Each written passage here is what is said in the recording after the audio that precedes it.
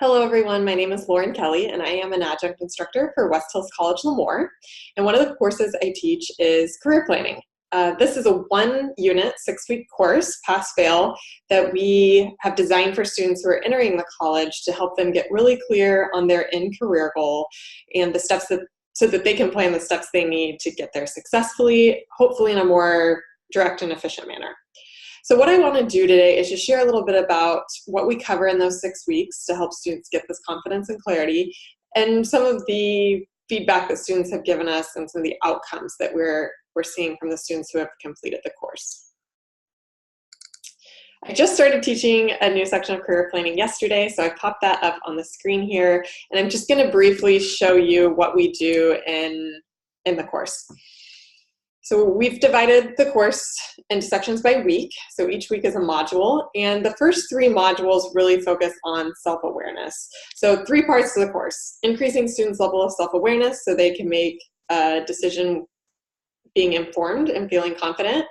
The second part is work-based learning, so getting them out there to get some first-hand perspective about the career field that they're considering. And then the third part is really a planning part. So without going into a lot of detail in the self-awareness part, we use discussions to get students involved early and to allow us to provide some active feedback throughout those weeks. So week 1 really focuses on the difference between a job and career and asking students to identify what they really value. And we do this via discussion. In week 2, we really talk about skills and strengths. So I first ask students to walk through some of the experiences they've had in their life to this point, such as work, school, clubs, and organizations, and pull from it strengths, so transferable skills, but also hard skills that they've gathered from those experiences. And a big part of this week that I really like is students are asked to interview 3 people whom they interact with differently and get their perceptions on what their skills and positive contributions have been. And so this week 2, I think, really starts to broaden students' perspective because they're getting 3 outside opinions of how others view their skills and strengths, which is important to our process. Finally, in week 3, we bring in a personality assessment, and I intentionally like to do this last because I want to hear students' own thoughts first before that outside assessment is brought in. But this outside assessment does give students, we use truity.com for those of you that are interested in it. The students share their personality type with us and then share any careers that were matched that are of interest to them. But the real power in the self-awareness piece, I feel, comes from our midterm assignment. So I'll spend a little bit more time here.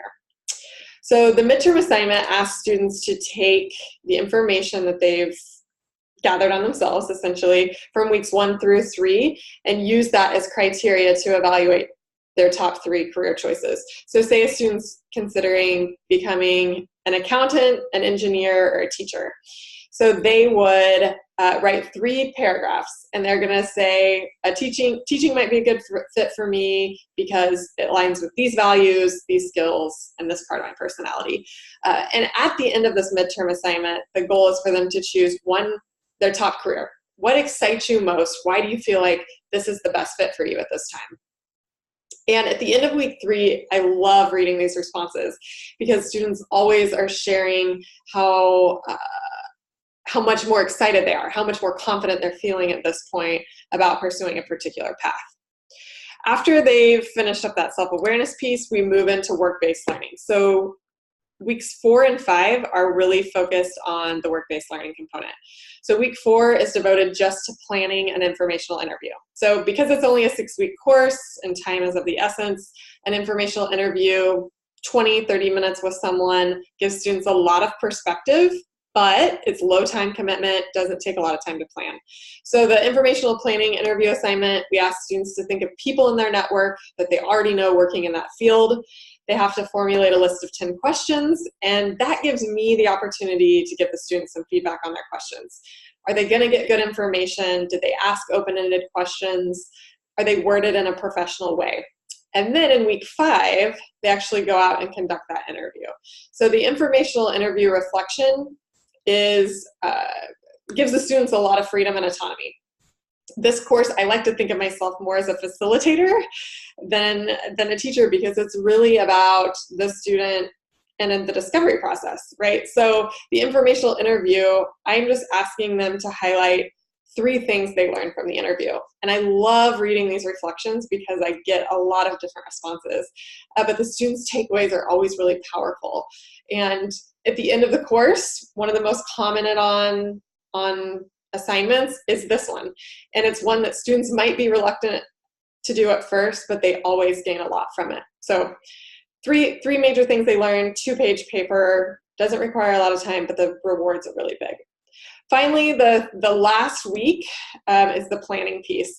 So at the end of this informational interview reflection, I asked students to tell me, are they feeling more excited about the career at this point, their top career? And if they are, great, let's plan. And if they're not and they're reconsidering, can we complete this interview again to get them more clarity with someone else, or maybe their second highest ranking career in week 3? Okay, so week 6, this is really the planning part. And you'll notice here I have two parts to the final. One is academic planning and one is career planning. And I really try to drive home the point to the students that career planning is continuous. It doesn't end when you graduate college, and it's different than academic planning. So many students believe that by going to college and getting an education, they are planning for their future career. And the goal of this exercise is to get them thinking about both parts. So it's academic planning, great, you want to become an accountant. What colleges offer that? You're going to need a bachelor's degree for that. Getting them to think through all of those steps of what they're going to need education and training wise. And then the career planning part is really getting them to think about, okay, so now if I want to become an accountant when I graduate, what are some of the things I need to do industry-wise to set me up for success? So I asked them to think about professional organizations, additional networking opportunities. Who else can I talk to that has experience in this realm? And the outcome from this particular assignment are students feel much more certain about the direction they're headed. So you'll see here I have an in-a-course survey. I also have a beginning of course survey. And the number one word that I see reoccurring each semester is the word confidence. So students come into this class sometimes feeling like, I know what I want to do, I know what I want to pursue it.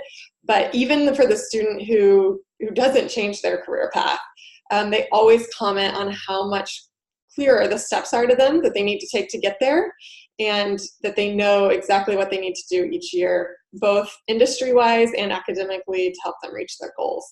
So in my opinion, the big takeaway for this class is just helping students gain that confidence. And every time I teach it, I have at least 4 or 5 students email me personally outside of that survey and just reiterate how helpful it is. So I know there's a lot of power in the exercises. We're constantly tweaking it to make it better, but this course it's going through the OER process now. So if you're interested in reviewing parts of it or taking a closer look, please just let one of us know, and we'll be happy to answer any questions or share information with you. Thanks for listening and allowing me to share a little bit about our career planning course.